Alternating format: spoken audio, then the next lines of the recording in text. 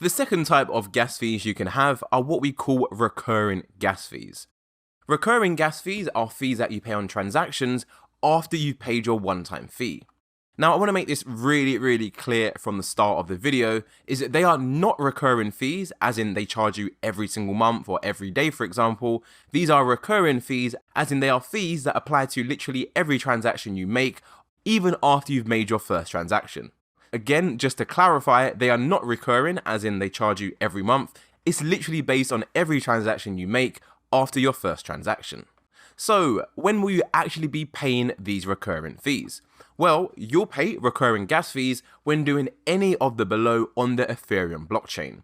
If you are accepting an offer, maybe you've listed an NFT for sale and someone sends you an offer of 1 ETH, if you decide to accept that offer, you will pay a gas fee.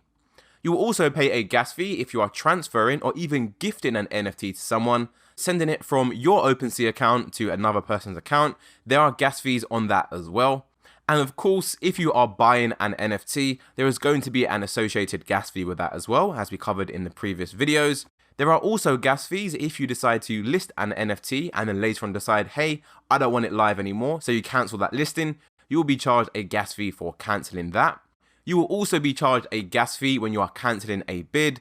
This could be whether you see a nice NFT for sale, you say, hey, I'm going to place a bid of 1 Ethereum. 1 hour later, the offer is still not accepted and you change your mind and you want to cancel that bid, you will be charged a gas fee on that as well. So literally, when you're doing anything on the Ethereum blockchain, you are going to be charged a gas fee. As you would have learned in the previous videos, the exact amount you are going to pay for that gas fee is going to vary greatly depending on when you are making that transaction. Remember, the more busy and congested the blockchain is, the more you're going to pay for that fee. So if you're running on a tight budget, it's best to make these transactions when things are more quieter. But either way, as you can imagine, a lot of people hate these gas fees. You can find so many things online if you just carry out a search for gas fees are outrageous. Why are gas fees so high? You'll find tons and tons of comments, especially in Reddit. You can see that this guy or girl is saying these gas fees are outrageous and hilariously saddening. Don't get upset, buddy. There's nothing we can do about it. We have these gas fees are ridiculous. Crazy gas prices, like no one likes these gas fees. I hate them. I spent so much money paying gas fees. It's absolutely insane. However, there is some promising news coming in the future as Ethereum is working on making the blockchain more efficient in Ethereum 2.0. And when that releases, gas prices should come down drastically. The only downside is nobody really knows when Ethereum 2.0 is actually coming out.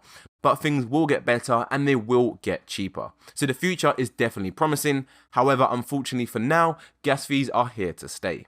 That brings us to the end of the first section on NFT basics. I hope you are enjoying the course and you're getting tons of value from it. And I'll see you in the next section where we're going to look at how you can actually buy your first NFT.